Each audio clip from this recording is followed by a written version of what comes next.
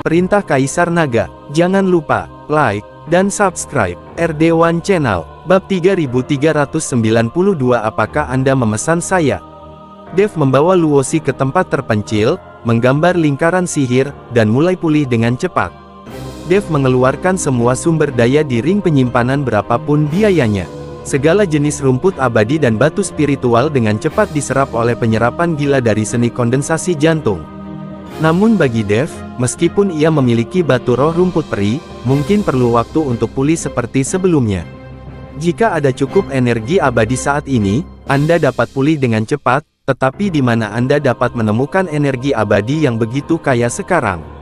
Dev berpikir, dan matanya tidak bisa tidak fokus pada telur makhluk roh. Telur binatang roh ini telah menyerap energi abadi selama ribuan tahun. Jika Anda memakan telur binatang roh ini, Anda pasti akan segera pulih. Dev menatap telur makhluk roh dengan bingung, bertanya-tanya apakah dia harus memakan telur makhluk roh. Di medan perang antara dewa dan iblis ini, bahaya ada di mana-mana. Jika Dev tidak dapat pulih secepat mungkin, atau jika dia menjadi sasaran seseorang, dia akan mendapat masalah. Tepat ketika Dev sedang menatap telur makhluk roh dalam keadaan kesurupan, telur makhluk roh mungkin merasakan bahayanya, dan bergetar sedikit, dan kemudian sejumlah besar energi peri keluar dari telur makhluk roh. Dev tertegun dan tiba-tiba tertawa. Dia tidak menyangka bahwa meskipun telur makhluk roh belum menetas, dia sadar dan bahkan bisa menebak pikirannya sendiri. Saat ini, Dev ingin tahu makhluk kecil seperti apa yang ada di dalam telur makhluk roh ini. Telur makhluk roh dipenuhi dengan energi peri, dan Dev menyerapnya dengan gila-gilaan, dan berbagai kekuatan di tubuhnya juga pulih dengan cepat. Tapi saat Dev pulih dengan cepat, aura menakutkan tiba-tiba datang dari jauh. Dev tahu bahwa seorang master akan datang. Sebelum Dev sempat bereaksi, pihak lain sudah mendekat. Ternyata itu adalah Qi Peijia, dan orang yang mengikuti Qi Peijia adalah Liu Shuei. Melihat Dev dan Luosi, mata Liu Shuei penuh dengan keganasan. Anak baik, akhirnya aku menemukanmu. Hari ini aku harus memotongmu menjadi beberapa bagian dan menyiksa gadis kecil Luosi ini sampai mati. Liu Shuei mengertakkan gigi dan berkata, Anda harus tahu bahwa latihan setelah alam kesengsaraan sangatlah sulit. Sekarang Liu Shuei telah menggunakan teknik pelarian darah, levelnya telah turun langsung ke alam kesengsaraan tingkat ketiga. Akan sulit baginya untuk bangkit di alam kesengsaraan masa depan. Itu sebabnya orang ini sangat membenci Dev dan Luosi. Qi Peijia tidak berbicara, tetapi menatap dari dekat ke lingkaran sihir yang dibuat oleh Dev. Seorang kultivator tingkat pertama di alam kesengsaraan sebenarnya telah mengerahkan formasi yang begitu sempurna. Tampaknya Anda benar-benar istimewa. Mata Qi Peijia sedikit menyipit dan dia berkata, Tuan Muda Qi, berhentilah berbicara omong kosong dengan mereka dan bunuh Dev secara langsung. Saat kita meninggalkan medan perang para dewa dan iblis, saya, pertemuan roh darah, akan membantu Tuan Muda Qi dan membantai seluruh lembah roh darah. Liu Shuei tidak sabar, dia ingin melihat kematian tragis Dev secepat mungkin. Alasan lainnya adalah dia ingin menangkap Luosi secepat mungkin dan menikmatinya. Dia menyukai Luosi selama bertahun-tahun, tetapi Luosi selalu menyukai Jindong, dan Liu Shuei tidak pernah memiliki kesempatan. Sekarang Jindong tidak berada di medan perang para dewa dan iblis, dan tidak ada seorang pun di lembah roh darah yang ada di sini. Dia dapat melakukan apapun yang dia inginkan. Berpikir bahwa dia akan mampu menahan Luosi di bawahnya untuk sementara waktu, mulut Liu Shuei mulai menangis. Melihat penampilan Liu Shuei yang menjijikkan, Luosi ingin menikamnya sampai mati dengan pedang. Qi Peijia menatap Liu Shuei dengan dingin, apakah kamu menyuruhku? Mata Qi Peijia bersinar karena kedinginan, dan Liu Shuei langsung ketakutan hingga seluruh tubuhnya gemetar. Tidak, aku tidak berani. Liu Shuei dengan cepat menggelengkan kepalanya dan berdiri di samping seperti anjing pesek dan berhenti berbicara. Qi Peijia sekali lagi mengarahkan pandangannya pada Dev, dengan senyuman dingin di bibirnya. Bab 3393, Telapak Guntur. Saya melihat aura di luar tubuh Qi Peijia naik seperti angin kencang dalam sekejap. Warna langit dan bumi berubah, gelombang udara terus melonjak, dan Liu Shuei di sampingnya terlempar ke belakang. Merusak. Qi Peijia berteriak dengan marah dan tiba-tiba melambaikan tangannya.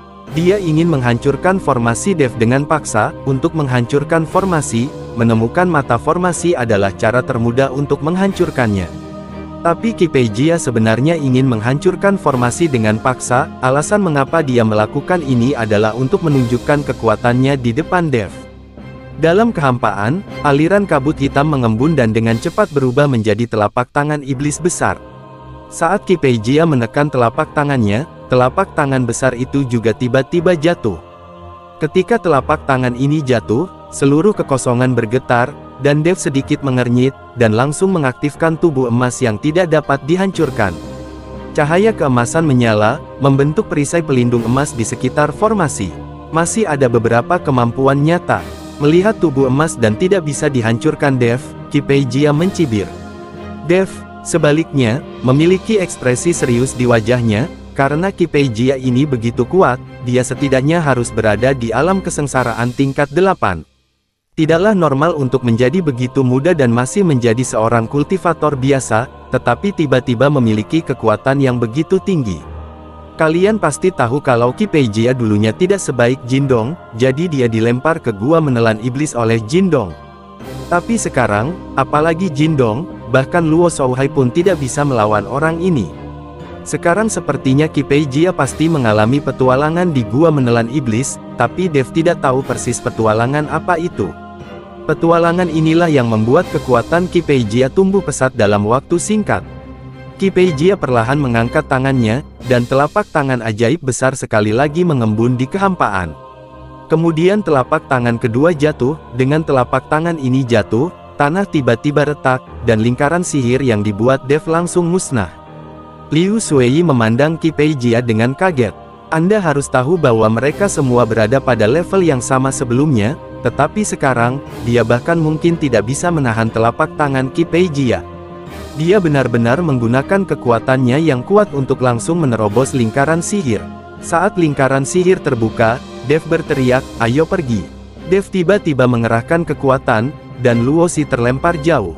Dev harus membiarkan Luosi melarikan diri terlebih dahulu, hanya dengan cara ini dia tidak perlu khawatir. Ketika Liu Shuei melihat Luosi mencoba melarikan diri, dia buru-buru melompat untuk mengejar. Dia tidak bisa membiarkan Luosi melarikan diri. Ini adalah kesempatan sekali seumur hidup, dan dia harus merebut Luosi. Ketika Dev melihat Liu Shuei hendak mengejar Luosi, matanya tiba-tiba menjadi dingin dan dia tiba-tiba melambaikan telapak tangannya. Telapak tangan guntur. Dev berteriak dengan marah. Awan hitam besar berkumpul di langit, dan kilat menyambar awan hitam, bergemuruh tanpa henti. Perubahan mendadak ini membuat Liu Shuei tertegun sejenak, lalu dia melihat awan hitam di langit mengembun menjadi telapak tangan raksasa dan menepuknya ke arahnya.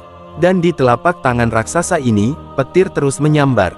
Hal ini membuat Liu Shuei ketakutan. Dia belum pernah melihat pertempuran seperti ini sebelumnya. Qipei Jia di samping melihat telapak guntur Dev, dan matanya penuh dengan keterkejutan. Dia benar-benar tidak dapat membayangkan bahwa Dev, seorang biksu tingkat pertama di alam kesengsaraan, dapat memiliki kekuatan seperti itu. "Tuan Qi, selamatkan aku, selamatkan aku." Liu Shuei meraung, hatinya dipenuhi ketakutan. Jarang sekali melihat biksu tingkat ketiga di alam kesengsaraan dipukuli oleh biksu alam kesengsaraan tingkat pertama dan berteriak minta tolong. Qipei Jia melambaikan tangannya, dan telapak tangan raksasa juga terbentuk, langsung menopang kepala Liu Shuei. Ledakan. Dua telapak tangan besar bertabrakan, seketika menyebabkan gelombang besar dan pasir serta batu beterbangan seperti badai pasir. Liu Shuei jatuh ke tanah dengan bunyi gedebuk, dan seteguk darah muncrat dari mulutnya. Meskipun Qipei Jia memblokir telapak tangannya, akibatnya masih sangat mengejutkan Liu Shuei. Bab 3394 Mantra Waktu. Saat asap perlahan menghilang, Dev masih di sana. Kamu masih ingin kabur di depanku?" melamun. Qipei Jia mendengus dingin, sepertinya dia tidak terburu-buru, tapi dengan cepat mengejar ke satu arah. Segera, Qipei Jia melihat Dev. Ketika Dev merasakan Qipei Jia mengejarnya, dia tidak bisa menahan cemberutnya. Dia menemukan bahwa orang ini sepertinya mengetahui arah pelariannya, jadi dia mengejarnya. "Kamu baru berada di alam kesengsaraan tingkat pertama, tetapi kamu masih ingin lepas dari genggamanku. Menurutku kamu sebaiknya menerima kematian saja. Tubuh Qi Peijia bersinar secepat kilat. Dalam sekejap mata, Qi Peijia hendak mengejar Dev. Dev menggunakan Wind Step, tapi dia masih tidak bisa menutup jarak di belakang Qi Peijia. Sial, kenapa orang ini mesum sekali? Murid Dev menyusut dan dia tidak bisa menahan untuk tidak mengutuk. Melihat Dev di depannya, Qi Peijia mengulurkan tangan dan meraihnya. Dalam sekejap, beberapa kabut hitam mengembun menjadi rantai besi dan membungkus Dev. Setiap rantai besi seperti ular berbisa yang menyemburkan huruf. Rantai ini mengelilingi Dev dari segala arah, membuat Dev sangat pasif. Melihat Dev hendak diikat oleh rantai ini, tiba-tiba cahaya putih menyala.